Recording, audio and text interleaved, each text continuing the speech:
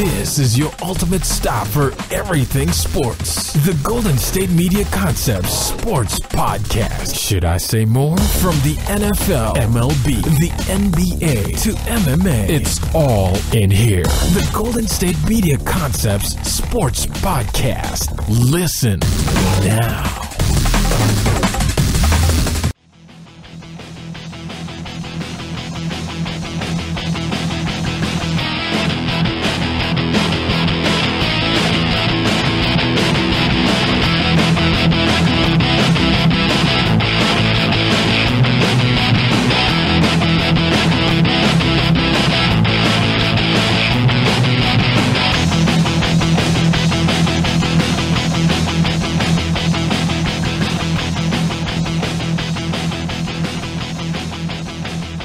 Hello, everybody, and welcome to the GSMC Sports Podcast, brought to you by the GSMC Podcast Network. I am your host, as always, Jeff Malinoff, and with me is my good buddy, Mark Souza. We got a lot to talk about. Sorry to interrupt you. So we got a lot to talk about in the world of sports. We got Monday Night Football, probably the most ugly game of the year, probably between the Saints and the Panthers. We're also going to be talking about the roundup of the NBA and other news and quirks that have happened. We have some things to talk about. We're going to talk about Eric Reid's 7th drug test and some other stuff when it comes to NFL playoffs. Who knows what we're going to talk about. But going into the Saints and Panthers game that happened last night, Saints win an ugly game, 12-9, and this game was just like I don't know how to describe it other than ugly. Yeah, it was a terrible football game on primetime, that's for sure. And now I must ask. I do want to say one of the most interesting plays of the year is the pick 2. Basically, they took it back for a 2-point conversion, which is something you don't really see often, so it was cool to see. But I have to ask, would you say this is a bad sign for the Saints going into the playoffs? They're definitely not playing their best football, but as we've seen from multiple teams, a lot of teams are not playing their best football right now. It's really hard to gauge where every team stands as we approach the final 2 weeks of the regular season. Yeah, this was this may be Drew Brees' worst game this season. Only 200 yards passing and 1 interception, not even a touchdown. He averaged less than 6 yards a pass, which is, for him, that's terrible. And even Alvin Kamara only rushed for 67 yards and Ingram rushed for 63 yards. The guys that are usually very explosive on the offensive side just were not explosive at all. Like there was no time to move. And the only touchdown pass that actually happened that game was from a running back in Christian McCaffrey, who threw that 50-yard touchdown pass to Manhurts. And the thing is, so should McCaffrey have been the quarterback throughout the rest of the game? That's what people were joking about on Twitter. I mean, Cam Newton was the worst quarterback last night, that's for sure. He threw 16 of 29 for only 131 yards and a pick. That pick was also in the end zone, so that kind of hurt him. So the thing is, both their quarterback ratings were under 70. Drew Brees had a 69.1, and Cam Newton had a 52.5. Christian McCaffrey had a perfect 158.3. Yep, that's what happens when you throw one pass and it's a touchdown. And it's 50 yards. That's astronomical. Mm-hmm.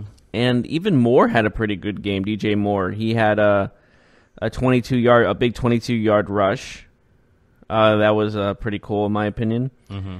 And that was basically all the highlights of the game. There's really not much to talk about because of how, I hate to say how boring it was. I hate to bring up the word boring, but that's what it was. And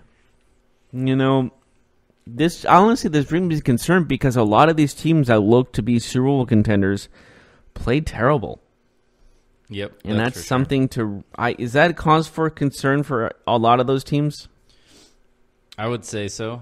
I don't think there's a clear-cut team right now that you could say, man, this team is unbeatable. Every team looks beatable, in my opinion. So, what we saw with the Chiefs, the Rams earlier in the year, what we've seen with the Saints, I mean, it's just kind of like every team that you would expect to be in the Super Bowl is now facing some sort of turmoil. And it's all about how they adjust because teams are clearly adjusting to them. Chiefs Rams and Saints, for example, all three of those offenses were looking unstoppable. And then in the last few weeks, they've looked very pedestrian. So where do they go from here? Because all three of these teams have really, really talented offensive players. But for some reason, the yardage and the points are not as abundant as they were just a few weeks ago. So what's going on? It's all about, all right, so teams have kind of figured you out. Now it's up to these offensive minds to now take the next step and build off of that. Yeah, this is a week to forget for a lot of these teams, no doubt about it. And I think probably the one that matters most is who's going to bounce back next week, who's going to be the one that takes it to the next level. And I think that fact is, like, whoever bounces back next week will be like almost the favorites for the Super Bowl. No, like the teams that bounce back, because if the Rams don't bounce back, if they maybe lose again or play terrible again, or the Saints do the same thing they played yesterday, they don't look like serious problems if they have the bye week for opponents.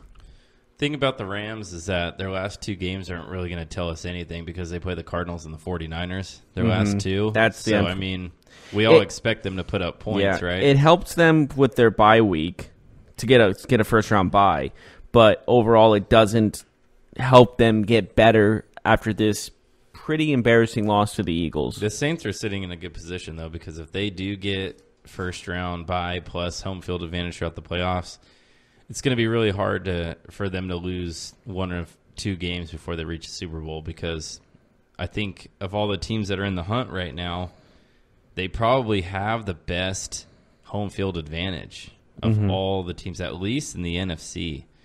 Maybe not in the AFC because that's where the Chiefs are, but in the NFC, I mean, teams like Dallas, a team like the Rams, I don't really see a big home field advantage there.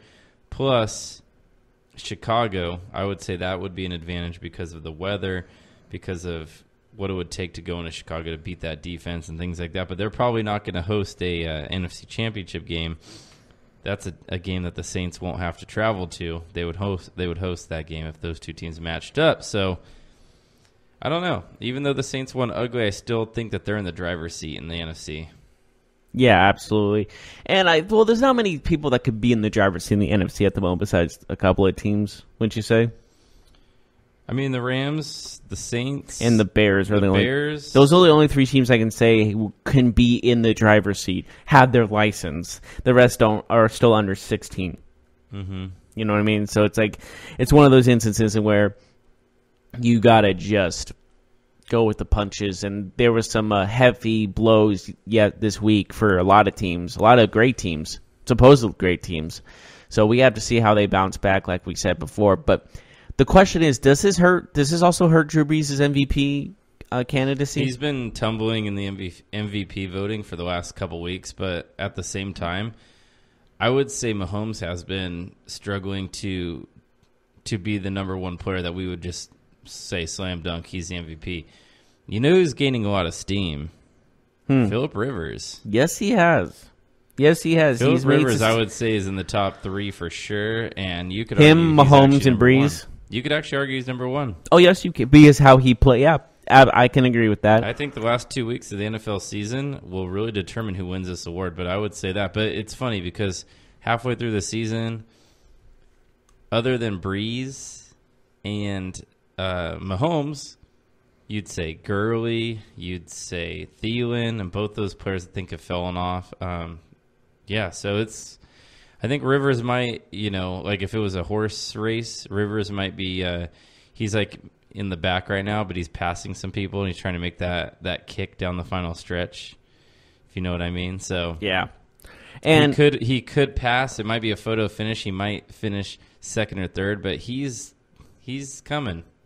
Yeah, absolutely. And the bottom line is, there's only three candidates for the MVP I believe. I think you agree with me. It's Mahomes, Brees, and Rivers. I think that's granted, and it is how they are going to finish and how this might be going down to the wire. But from the looks of things, Brees might be still taking that MVP.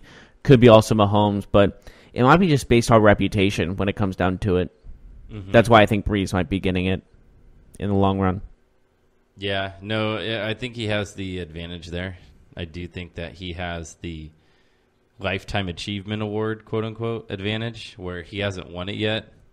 Yeah. And some people might be biased towards, we'd like to give him MVP. Even though one season he's had the record for most passing yards in a season and still didn't even get MVP. I still think Aaron Donald and Khalil Mack should be considered. Gain some interest. Yeah, because, maybe should there be an offensive MVP and defensive MVP, or do you think NFL MVP is fine? I know Aaron Donald won't win it because he's on the same team as Gurley. Like, Gurley will get more votes than him, but Khalil Mack, the Bears' defense is definitely what's carrying that team. Now, Aaron Donald has more impressive individual numbers than Khalil Mack, but Aaron Donald plays on a team where they're known for their offense. The award is most valuable player. Valuable. Right.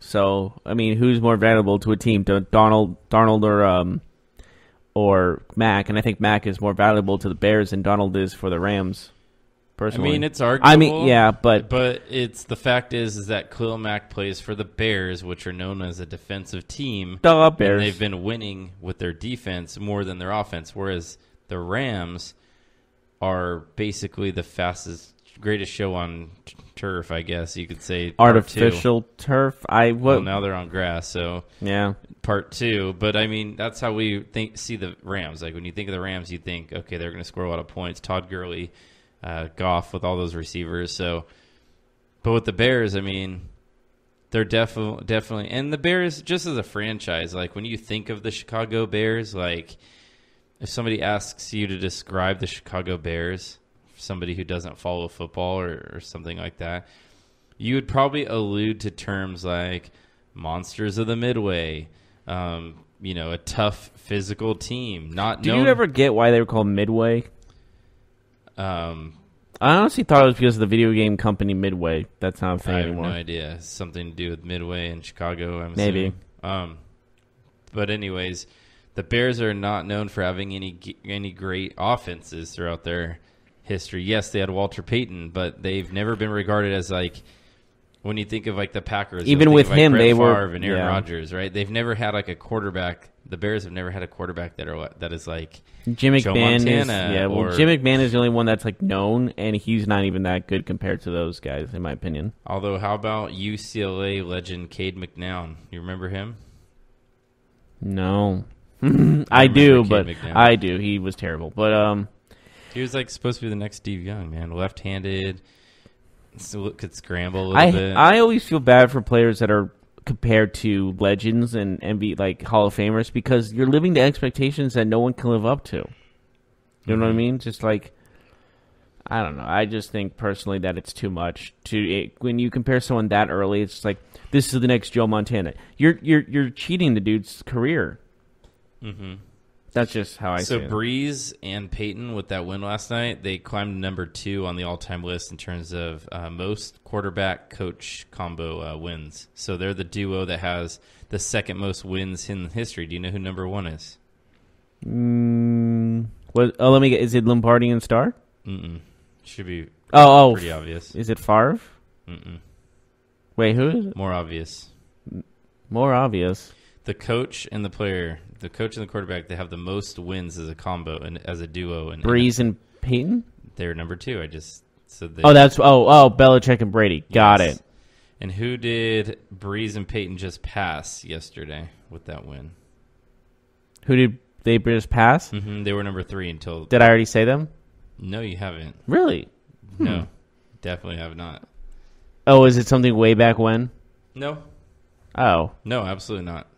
Is it from this generation? Somebody who played in the NFL as a quarterback for a long time and was successful, and somebody who coached in the NFL for a long time and was successful as well. But did they play together? I guess they have to play together for a long time. But is it a Manning and a coach? Nope. Because I was like thinking like that's a guy that I could think of, but not far because he has a bunch of coaches. Tomlin and Roethlisberger? That's a good guess, at least. They've been playing for a while. It's not Montana. I wasn't thinking Montana and Walsh. Young and Stieford? George Stieford? George Seifert? No. Seifert? No. They only. Oh, played together for a few years. Aikman and no, that can't be right. They've only played for a couple of seasons. I have no idea. Who is it? It's Marino and Shula.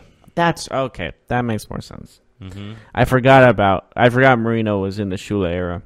Because everyone knows about the 72 Dolphins. They forget he was there for the 80s and 90s. Mm-hmm. Because he wasn't that successful. Really? He wasn't that successful? Well, he didn't win a Super Bowl after like that back-to-back year with the Dolphins. He's one of the winningest coaches, though. And then I just meant playoff-wise. He made it to the Super Bowl like I think once after that, and he got crushed by the Niners. Mm-hmm. Just 6 trophy-wise, he wasn't successful after that back-to-back year. Gotcha.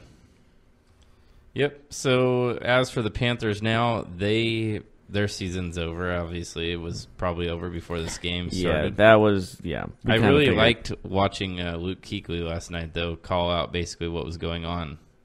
That I thought was interesting, and that is probably why the Saints need to make some adjustments because he was. Were you paying attention to that? Yeah, he was mic'd up last night. Like he was. He basically kept called telling his everything. Defense, listen to me. I'll tell you exactly where to go, and it worked. Yeah, the Panthers' defense was phenomenal last night. The question remains, are the Saints now too predictable? Yeah, they're going to have to adjust. I mean, yes, I know that they're in the same division, so yes, that's and he was probably looking at the tape like crazy. I understand they've that. played each other a million times, so like they're it's hard to beat a rival like that who knows you as well as you know yourself. But I mean, it does go to show you that yes, some adjustments need to be made. I don't know if it's in terms of play calling, in terms of vocabulary. Like, I have no idea. But the Saints were predictable last night to the Panthers, and based on their recent games, they were predictable to other people as well. But as for the Panthers, where do they go from here? Is Cam Newton, I think we'll see. Should we bench him the next 2 weeks? Is that what I think we're going to see him have surgery in the next 2 months. I really do. I think that's going to be something that you'll hear in the media. You'll hear in the news, like Cam Newton's set to undergo a procedure or something like that because his arm doesn't look right, but it's hard to figure that out because he's never really been an accurate passer. But last night was just absolutely brutal. No one on the Panthers had a good receiving night, really. I mean, they dumped the ball off to McCaffrey a bunch. But McCaffrey was their security blanket. Cam Newton had 29 attempts for 130 yards. I mean, that is like as bad as any quarterback we saw this weekend. Well, like we've been saying, he's also Kessler bad. Like Cody Kessler bad. Well, in his, I'm trying to defend him. We were saying he's obviously hurt and he's not playing at his full potential, so we can't say that this is his best. You know. Yeah, I don't know. I mean, even if he's still hurt, he's still a very flawed quarterback. Well, he did win MVP one year. Yeah, he did, and it seems like it was an eternity ago, and he hasn't gotten better, which is a cause for concern. If I'm a Panthers fan, I'm definitely not looking with I don't know, in terms of our near future, I'm not thinking that it's going to be a good thing. Because in terms of Cam Newton right now, I mean, would you say he's a top 10 quarterback when he's healthy? Well, maybe. He'd be in the late 10s, not top 5 or anything. Yeah, I don't know. But I would say I don't think he'd make my top 10 because he'd be third in his own division if I had to rank them. Just with the talent he has, I can't put him low, you know what I mean? But if he can't run, like if he's not a runner, then what? Like his talent's very minimal, right? Yeah, true. So, like, if he's not running for 500 or 600 yards a season, he's a liability. I think more than a strength. Do you think they should move on from him? Is that what you're implying? I don't know if they can. I don't really think they can because he's such of the face of the franchise, and nobody's going to give them anything for him. Especially if you're a quarterback that has shoulder problems. He's already had one procedure, so good luck with that. It just seems like they're going to have to keep him and ride that thing out, you know? I mean, there's teams with worse than that, so I think it's safe to say that holding on to this guy is not the worst thing in the world. I mean, you can say that there's teams in worse quarterback situations, but there's nothing worse than being tied to a quote-unquote franchise quarterback who's underwhelming and not performing and also hurt. Like that's a really bad spot to be in. So I wouldn't say that that's a slam dunk opinion when it comes to that. All right. Well, this is interesting going into like I said, he's coming off injury and all that. Anyways, for the holidays, I have a solid gift idea for somebody. How about someone who might listen to audiobooks? There's no better place to listen than with Audible. Get your first audiobook free along with 2 selected Audible original titles and exclusive fitness programs when you start a 30-day trial. So take the time to listen on Audible. Just visit audible.com/GSMC book or text GSMC book to 500 to get started today. Maybe you don't need this as a gift for anyone else and you just want it for yourself. That seems pretty easy to do. All you have to do is go to audible.com/GSMC book or text GSMC book to 500 to get started today.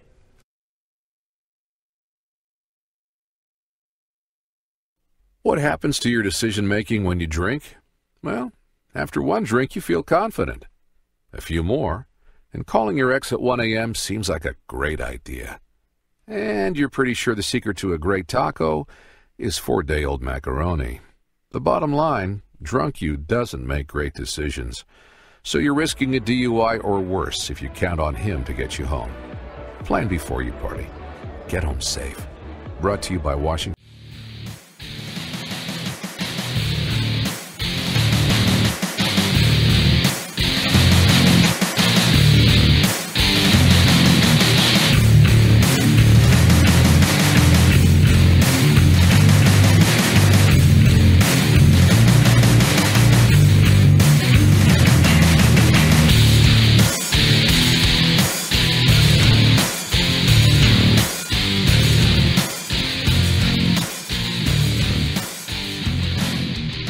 Welcome back, everyone, to the GSMC Sports Podcast. We finished talking about Monday Night Football. Now let's go to the NBA.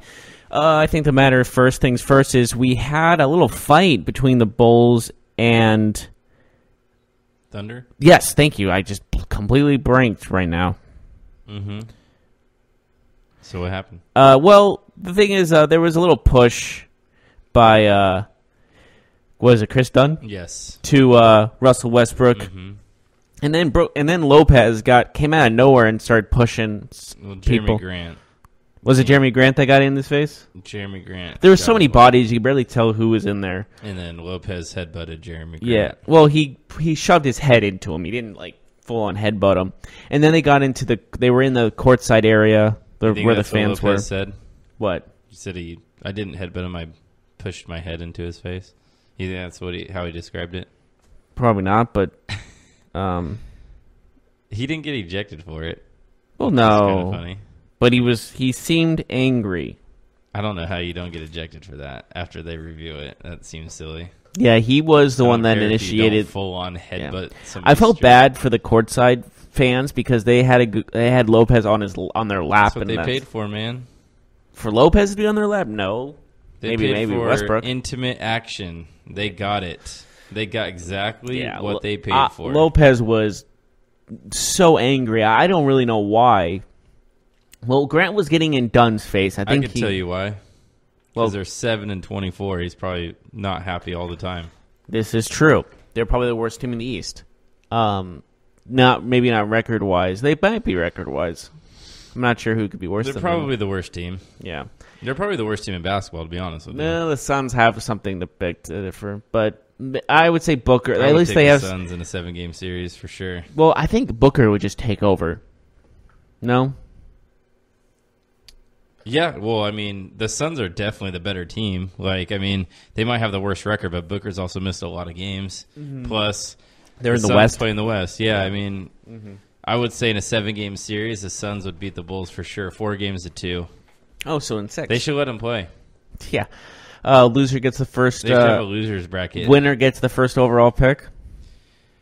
That seems fantastic to me. That seems way better than a lottery system. Yeah. Put all the bad teams, the worst 10 teams, and then let them play a mini tournament, and the winner actually gets the #1 pick. I like it. Yeah. But it won't happen. So then there's like no incentive. You know, the to, NBA like, Players really Association would have like a field day with that. I feel like you're asking us to play extra games that were not in the playoffs, not for a championship, but to pick somebody like they would. I don't know, but that was like the main. That was just a scruffle. That wasn't really anything. That was a big deal. Really meant nothing to me personally. My honest opinion, that really was just like kids fighting like on a playground. That's how I saw it. But there was actually a very important game that happened yesterday. The Grizzlies and the Warriors, two of the best teams in the West, went at it. And the Warriors proved that the Warriors, by winning 110-93, Omar Caspi, off the bench for the Grizzlies, had 20 points. Most points for the Grizzlies by a single player in that game. And then Durant with 23, Curry with 20. And this just kind of proved the Warriors are still arguably the best team in the West. Yep. I would say so. They're getting back on track now that they're healthy. That was a very comfortable win for them last night. It was never close, especially in the fourth quarter. They are half a game behind the first place Denver Nuggets, who are 20-9. They're 21-10. And if the season ended now, it would be the Denver Nuggets, Golden State Warriors, Oklahoma City Thunder, Los Angeles Lakers, Portland Trailblazers, and it looks like the LA Clippers are in there too. 1, 2, 3, 4, 5, 6. And then Dallas would be 7, and Memphis would be 8. And getting snubbed would be the Sacramento Kings. Yeah, these standings are going to change every single day, probably until the end of the season. I was just like saying, hey, fun fact, this would be like. And the Memphis has now lost 3 straight. They were kind of on top. They were in the top area of the West, and now they're. Well, they didn't have Conley last night. That was the biggest factor. I mean, it's going to be hard to beat the Warriors at full strength. It's going to be even harder when your best player is not around. Yeah, and speaking of streaks, the Indiana Pacers have won 7 straight. And that, I think that's extremely impressive. They are on fire. They are on fire. They didn't play yesterday, but I thought that would be a nice addition to add how they're on a 7-game winning streak. They might have the best defense in the NBA. I mean, every game it seems like they're playing at their pace. 101 points given up when you take a look around the association.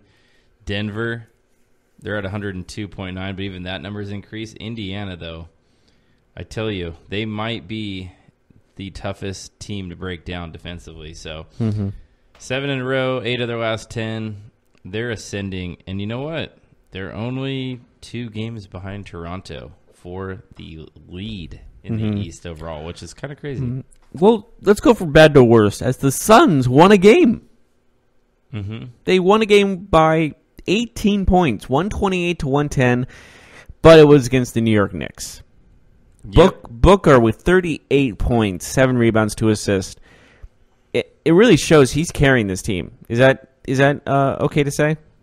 I mean, he is definitely their best player. Yeah, and DeAndre Ayton, the first overall pick, actually had a double-double this game, 21 points, 13 rebounds, but this was the Booker show he's for kind of sure. Being forgotten about, man. Like, DeAndre Ayton, he's having a decent rookie year, but, like, people are talking about other rookies a lot more. Doncic, Bagley, even Trae Young's getting more talk about him than Ayton is. Yeah. I wonder what will happen from here on out with DeAndre Ayton. He still has great potential, but I don't think I'm he's getting about Rookie of the Year type. I know he's not. He's definitely not going to win Rookie of the Year. He has to blow someone away this next couple of weeks for the rest of the season. There's no way he catches Luka at this point unless Luka gets injured or something, because he's an all-around player in carrying a team to a playoff hunt. Like, Luka is the Mavericks' best player. Yeah. DeAndre Ayton's not going to be the Suns' best player this year, and they're going to be one of the worst, if not the worst team in the NBA. So, yeah, there's no way Ayton's going to win that Rookie of the Year. But for his long-term potential, I got to see a little bit more from him. I don't know, man. It seems like Phoenix is such a bad spot for a young player to go to. Yeah, there was a lot of different things that are going on with the rookies. There's a little bit ups and downs, definitely. And bottom line is, obviously, Ayton is not looking as the best number 1 overall pick so far, but he still has potential, though. He's definitely not looking that's like what Markelle I'm. Fultz. Well, that's what I was going to say. I'm going to say like he wasn't like, oh, that's a stupid choice for the number 1 pick. That was a logical. That was the right choice for number 1 overall pick. The potential he has. I think it was kind of nearsighted, though.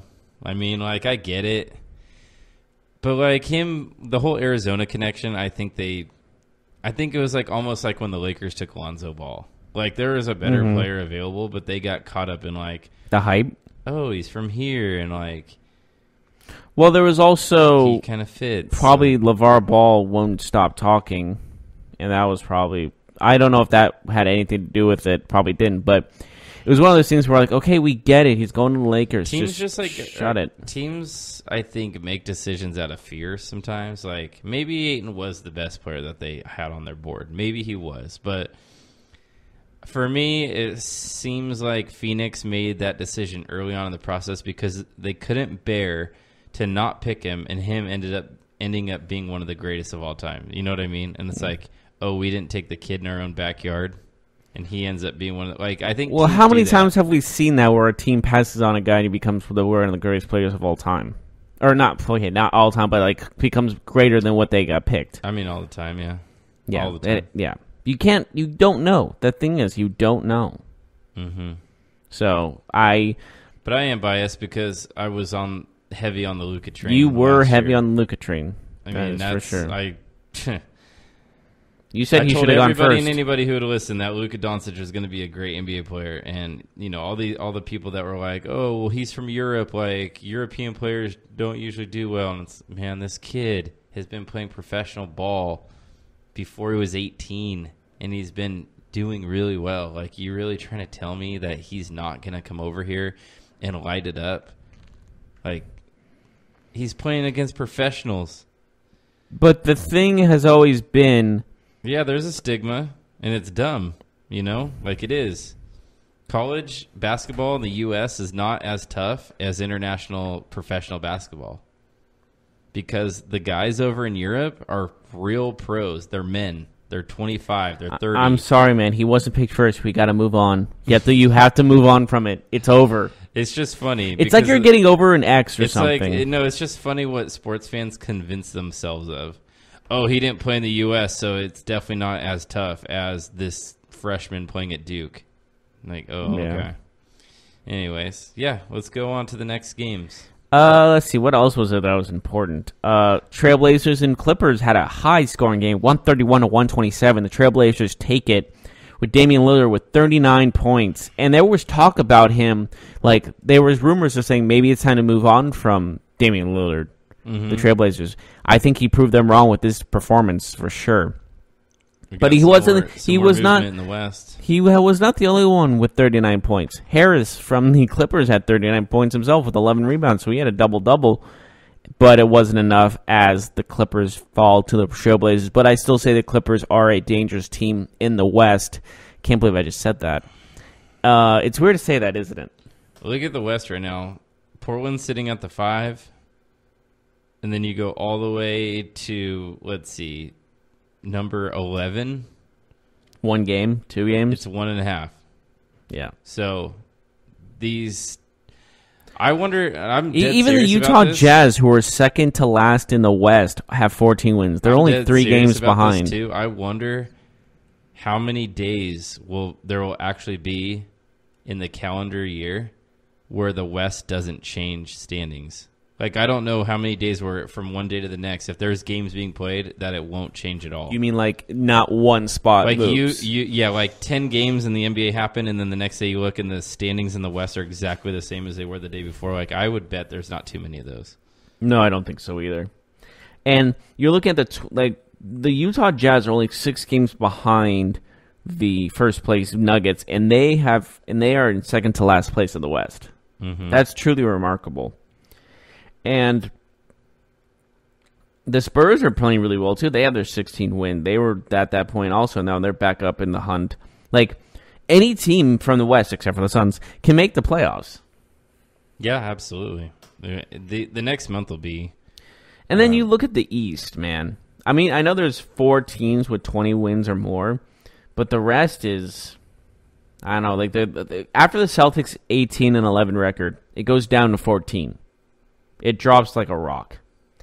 So imagine if, like, I don't know, the Rockets were in the East. They would be in a playoff spot right now instead of like 8th, 9th place, 10th place. Mm-hmm. Yeah, it's, we talk about all the time. The difference in the conferences is huge, and this year is no exception. And this always brings me to the question, do you think it should be just be the best 16 teams going into the playoffs? And the conferences are just I would only say yes. And the conferences are just for schedule only. I would only say yes if the scheduling was even, but it's not. Like, for me, if the Eastern Conference is playing Eastern Conference schedule, then they should just have their own playoffs, and the West should do the same. Okay, yeah. But I don't know. There's always been talks. Maybe we just have the best. But those talks are nearsighted. Like, in 5 years, the Eastern Conference could be the best conference in the NBA, and then all the teams in the West all the fans in the West that were like, oh, we wanted the top 16. Now they're a fan of a team who's would be in the playoffs in the West, but really they have the 18th best record, and now they're upset. You know what I mean? Like, this stuff, there's ebb and flow to this kind of stuff, and like even flow is what you were saying. No, ebb and flow. I'm pretty sure it's even flow. No, ebbs and flow. Oh, got it. I thought you were. Never mind. Continue. It sounded like you were trying to say that. Anyways, my friend Evan, he's flowing right now. Is he a rapper? I don't know. Anyways, there is going to be this back and forth. Yeah, the West has been better for a while, but like the East was better in the 90s, Yeah. Like, it is what it is, right? So I don't know. We'll see what happens, but I think all that talk is just smoke, to be honest with you. It's like the Eastern Conference is Eastern Conference and the West is the West. There's 30 teams. I mean, someone's going to be, left out. Some deserving team will be left out. 1 year it might be in the Western Conference. 1 year it might be in the East. Yeah. And I guess that's the beauty of the NBA. Anything can happen, right? Mm-hmm. And, yeah, I think that's any other games we should talk about. Like, there were other games that happened, but any of important significance we should talk about? I don't think so. All right, well, let's look at today's games just for the segment's sake. The most interesting one I see is Mavericks and Nuggets. The rest are like Nets and Lakers, Cavaliers, Pacers, Wizards, Hawks. So Mavericks and Nuggets is the one I'm looking at as a top game today. Because, like you said, the Mavericks are no joke this year, and the Nuggets are the best team in the NBA right now. Well, best team in the West right now. Best team in the NBA is still the Toronto Raptors. Yeah, I would say that. Yeah. And they're looking great. Yeah, it's really remarkable. It's very refreshing, isn't it, seeing these new teams in the top seed in the West, Instead of just seeing the same old teams over and over again. Professional sports needs freshness. It cannot have the same guys winning over and over again. That's not good. That's not a good what's the word I'm looking for? Marketing? Is that the right word to use in that situation? Sure. Seeing the same teams win, like, it just doesn't bring in money if you know who's going to win. Like, everyone last year said Cavaliers and Warriors are going to be in the NBA Finals. I would say that the NBA is booming, and it's never been doing better. As much as I want to romanticize the idea that people care more about a league where they don't know who the winners are, the numbers just simply don't show that. Mm-hmm. So, well, I think last year was one of the most predictable years in NBA history. Mm-hmm. And now it was this the year, most watched finals of all time. So it's like people can say what they want about, I don't like it, but hey, when it comes down to it, the numbers and the dollars speak for themselves. Yeah. It is true. But you know what else brings numbers and dollars is you got to get the dollars to give gifts to the people you love. And one of the gifts you can give to people that you love is Audible. Audible has the largest selection of audiobooks on the planet, and now Audible members get more than ever before. Each month they get 3 titles of their choice, 1 audiobook, 2 Audible originals, and fitness programs they can't get anywhere else. There's never been a better time to experience Audible. Try it free for 30 days by visiting audible.com/GSMC book or by texting the code GSMCBook to 500-500. If you want this deal, go to, once again, it's audible.com/GSMCBook or texting the code GSMCBook to 500-500. What happens to your decision making when you drink? Well, after one drink, you feel confident. A few more, and calling your ex at 1 a.m. seems like a great idea. And you're pretty sure the secret to a great taco is 4-day-old macaroni. The bottom line, drunk you doesn't make great decisions. So you're risking a DUI or worse if you count on him to get you home. Plan before you party. Get home safe. Brought to you by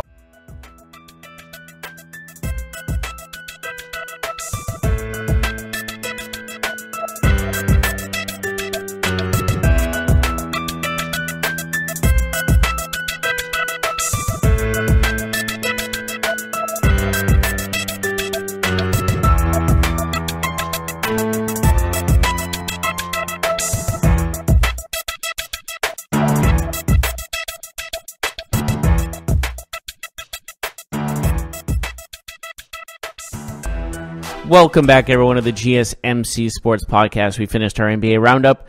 Now let's go to college football because there is some discussion that's happening about players that are declaring for the NFL draft, sitting out their bowl games and not being even on the team anymore. There's some players that are just not even considered being a part of the team. Mm-hmm. And my question to you is, Mark, is do you think that's right? Do you think that's like cheating your teammates a little bit, or do you think it's like that's the best choice? And all, do you think the players understand that, or do you think it's mainly like you got to play for your teammates, or? I mean, I think there's like, is it a selfish thing? I think it's split. Yeah, it's selfish, but it should be.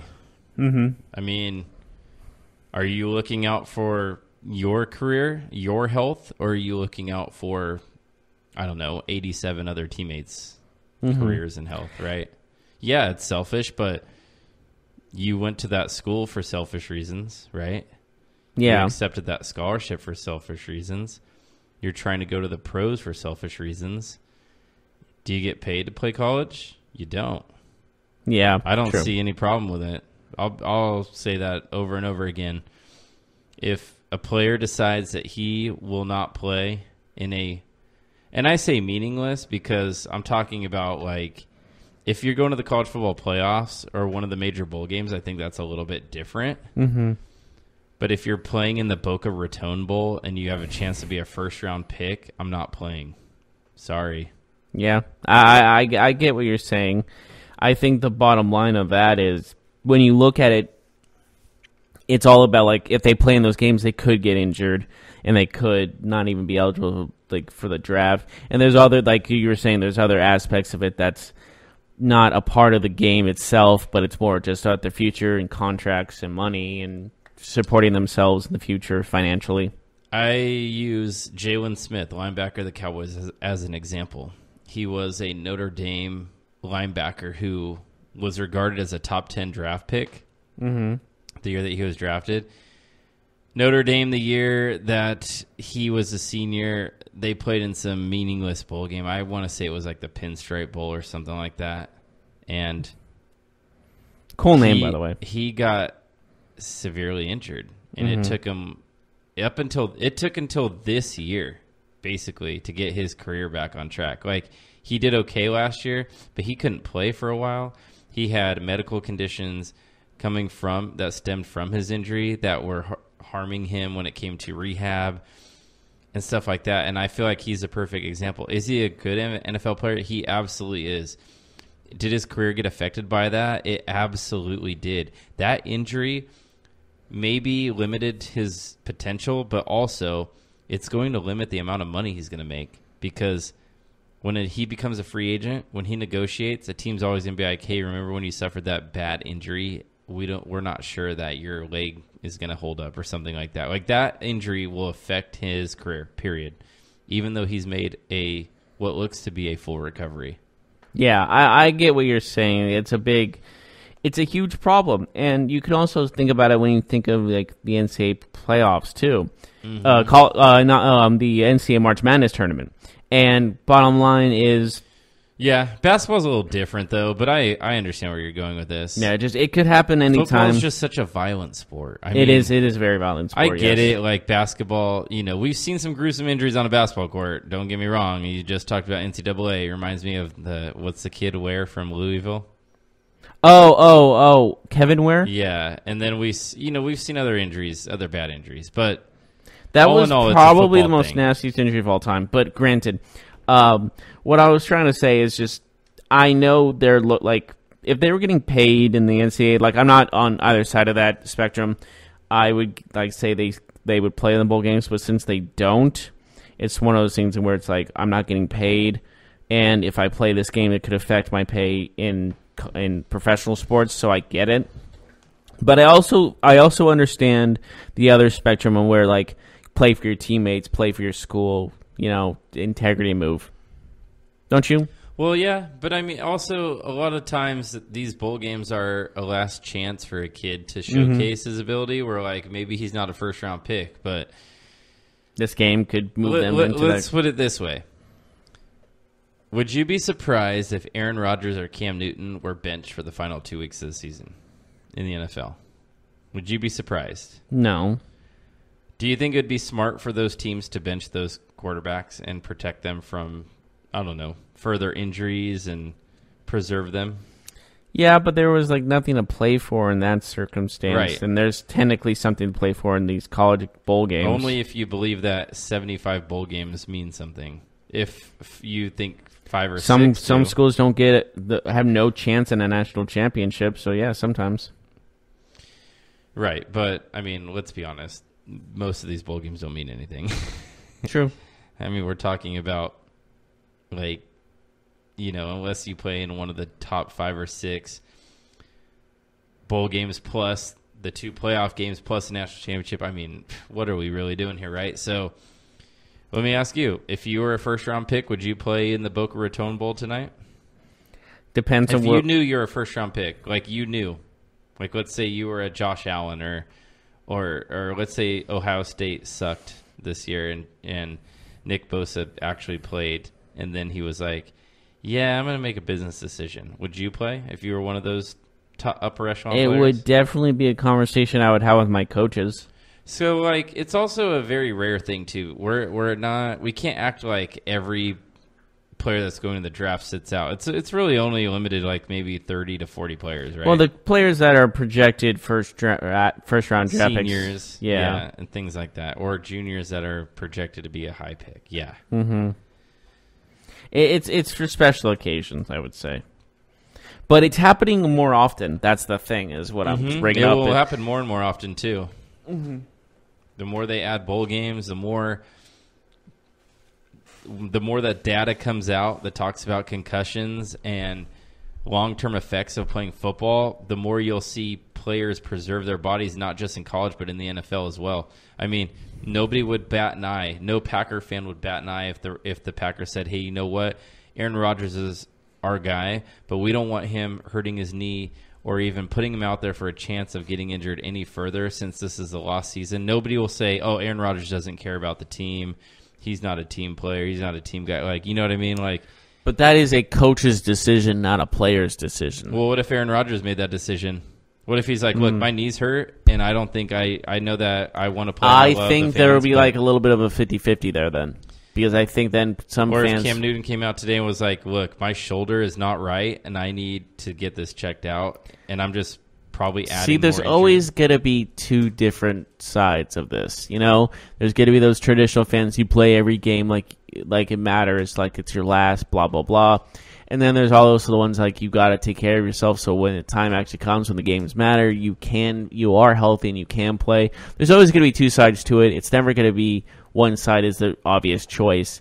And it always has to come down to the player there's themselves. There's always going to be loud people. Like, but do you really think there'd be two really different sides? Like, I mean, yeah. I'm talking about a split. Like, when you say two different sides, I mean like really 50-50. Like one side. In Green Bay, I would say yes.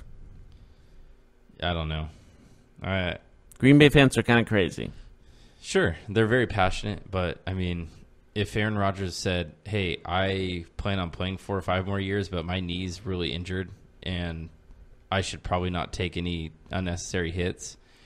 I don't think any Packer fans get mad at him for that. I really don't. I mean, of course, one or two will, but, everybody's got an opinion, so. Yeah. You can never be too sure.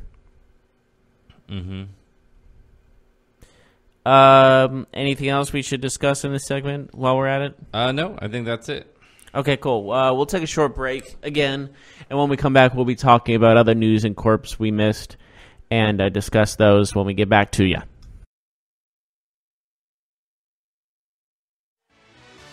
Are you looking for help for your fantasy football team? Check out the GSMC Fantasy Football Podcast. Get today's best advice on who to start, who to sit, even who you should draft. From sleeper picks to red-hot lineups, they got it all covered for you. That's gsmcpodcast.com/fantasy-football-podcast. We'll cover traditional leagues, dynasty, PPR, even IDP leagues. When you need fantasy help, there's just one show to hit up. Don't forget to like them on Facebook and follow them on Twitter. Visit gsmcpodcast.com for more info.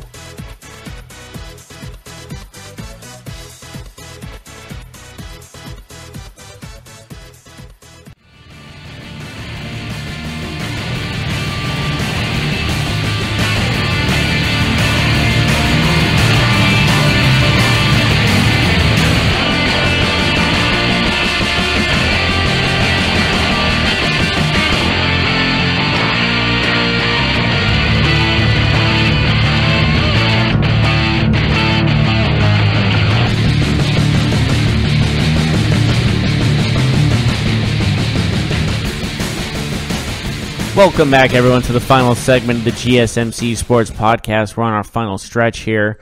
Any other news and quotes we need to discuss here, Mark, that you want to discuss?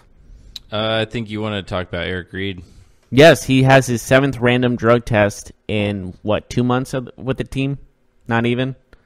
Yeah, something like that. Probably 2 months or a little bit more. Yeah, but 7 random drug tests doesn't really feel random, does it? I would say no. That seems like excessive. Seems very excessive. And I don't think he was ever busted for drugs or anything like that. I think his only issues were like the kneeling down thing, and of course that fight he almost got into in his first game with the or maybe second game with the Panthers. But bottom line is 7 random drug tests, that there's something wrong there. There's nothing random about it after that. You can't say, as that's far as random. I know, they randomly select like 5 players or something like that. But if he's getting picked every single time, that seems weird. 7 times. Like, I understand twice, that's one thing. 7, that's a whole different story. I agree with that. And I don't understand why. Like, he wasn't that kind of... I don't think he had any bust with drugs or any abuse of that nature. Like I said, his only issues were the kneeling down the national anthem that people had issues with. That was like... But... he was pretty straight edge as far as he was with the 49ers. He was never busted for any drugs as far as I know. And I don't believe he's been in trouble with that at all. Yeah, so this is this feels a little suspicious to me. I'm not sure what's going on here, but something feels off about this. And I understand if the random drug tests, for the 7th time happened to someone that's been busted for drugs on multiple occasions, that's one thing. Because then it's like, okay, we need to test you every now and again to make sure you're still off. You know what I mean? That's one thing. But a guy that's never been in trouble with it, and you tested him for the 7th time, that shows a lack of trust almost. Because that's not random. I'm sorry, 7 times is not random. There's something wrong there. It's like you they put names out of the hat. They put Eric Reed's name in 10. They put his name in 10 times, in that hat. Like, oh, look, it's Eric Reed again. What are the odds? Yep, I agree. So the Astros have agreed to a 2-year contract with outfielder Michael Brantley, 2 years, $32 million. So he'll add to a lineup, and they needed a lefty in that lineup because that lineup is good, but it's definitely right-handed. Majority have right-handed hitters. Are they rightists? They're racist towards right? They're left-handed? Leftist? Altuve, Bregman, Correa, and Springer. So he'll add onto that lineup. So 309 average, 17 homers, and 76 RBIs in an injury-filled season. That's not bad at all. So we'll see if that's an extra punch that the Astros will get that could lead them back to the promised land next year. We also have to discuss the James Harden travel, though. We got to discuss a little bit about that. We have to. Because it was hilarious? Because he complained he got fouled as he shot the ball. Mm-hmm. Like, really? You're gonna complain about a foul when you literally took 4 steps, like you were doing the 1-2 dance move onto the 3? Like, I'm sorry, there was 2 refs right there. I have a serious issue with the non-travel calls. Mm-hmm. They are affecting the game. There's remember Lonzo Ball was swallowed the ball and traveled when he dunked the ball. Like, you shouldn't be so lenient about travels. They are happening so often in the NBA. It's almost criminal. You know what I mean? Because you see AAU basketball games. Like, I remember playing AAU. I would get called for travels when my foot inched. Like, my pivot foot inched a little to the left. Like, a very little bit. These guys are walking around the court like it's no big deal. You sound like Mr. Get Off My Lawn old man right now. I am Mr. Get Off My Lawn old man. They're walking around the court just willy-nilly over here. Yeah, with the basketball in their arm, not dribbling, yeah, that's a travel. You remember when Russell Westbrook... I don't even think they should travel. They should just all run around... Do you remember when last year Russell Westbrook carried the ball for 10 steps before they called anything? Mm-hmm. Not even 3 steps. He was almost to half court by the time they called it travel, and by that time everyone was screaming at the refs, "What the hell are you doing?" Is that what they're doing? Durant was yelling, Stephen Curry was yelling. Come on now. There's getting a little ridiculous in the time when you're in the NBA. Obviously, traveling should still be called. Double dribbles should still be called. Those are the least called stuff because no one, the refs don't care, and I think someone should be reprimanded for that. Those refs, I feel like refs should be fined for those huge missed calls. Damn. You're serious about this, huh? No, it angers me because there's so often how this happens every single year. Someone misses the most obvious travel calls you will ever see in the NBA. All right. I understand what you're saying. It's frustrating. I get it. It happens all the time. I want to ask you about Aaron Rodgers, though. I just talked about it last segment, but he injured his groin in the first half against the Bears. He now has a groin and a knee injury. Are we going to see him be shut down, in your opinion, or do you think that they have no reason to play? I don't think he's playing. And then the fans will start a mutiny, right? I never said that. I said if he made there will be a 50-50 civil war happening in Green Bay, said Wisconsin. It could happen if he chose that. That's the argument. It's why does he get to choose that? That would be the argument I was trying to say. But if it's the coach is making a decision, that's a whole different story. If the player chooses it because he's hurt, is that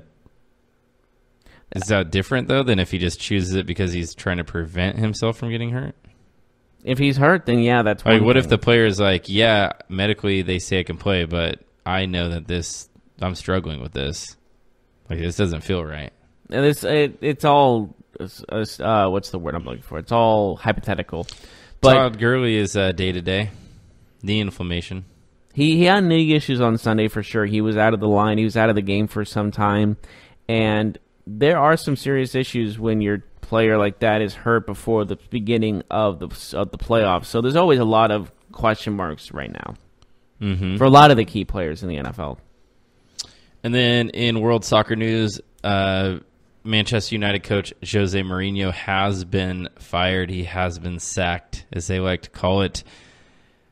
They will have an interim manager, most likely the assistant coach and former United player Michael Carrick, but that will be yet to be determined. We'll know more later. But one of the biggest coaches in one of the biggest clubs in the world has been fired shortly before Christmas, which is pretty early. That's depressing. Don't bring it like that. Mm-hmm. I'm sure he's still getting paid. I'm sure he still got a severance. Oh, he's leaving with $22 million. That's so he's fine. It's not like he can't support his family. No, he can still support his family. He's fine. Anyways, that's all I got for sports today. Yeah, thank you so much for joining us. Tune us in tomorrow. We'll finish up talking about some bowl games. There's actually a bowl game happening today. UAB versus. You're gonna watch it? Well, yeah, I watch bowl games. What time's the game? It's on at 4. Last time I checked. Pacific Standard Time. Yes. UAB versus Northern Illinois. UAB, who didn't have a football team. UAB. Yeah. Why are you calling it UAB? Who says I've, that? I've always called it UAB. Alabama Birmingham. I've always called it that. Is that what they call it, or is that just some I've heard some people call it made-up that. thing that you made up? Not something I made up. So other people call it UAB. I've heard of people call it UAB. I've never heard that. Alabama Birmingham. They were in a team not too long ago. Who were they playing against? They're playing against Northern Illinois. And oh man, who do you got? Who'd you pick? I picked Alabama Birmingham. They have the sentimental reason. Yeah, and also they're 10-3. But yeah, like, that game's happening today, so that's that. I think that's the Boca Raton Bowl you kept bashing. The Boca Raton? Boca Raton Bowl, yeah. I don't know why you hate that bowl game so much. You kept saying that was the one. I think no one gives a damn I think about. it's just funny that you can't say it. I never. Boca Raton, man, come on, it's a city in Louisiana. Boca Raton. Okay. Or Yes. is it in Florida? I don't know. You don't even know. Oh, whatever. All right. Thank you for joining us. We'll see you tomorrow. You've been listening to the Golden State Media Concepts Sports Podcast, part of the Golden State Media Concepts Podcast Network. You can find this show and others like it at www.gsmcpodcast.com. Download our podcast on iTunes, Stitcher, SoundCloud, and Google Play. Just type in GSMC to find all the shows from the Golden State Media Concepts Podcast Network, from movies to music, from sports to entertainment, and even weird news. You can also follow us on Twitter and on Facebook. Thank you, and we hope you have enjoyed today's program.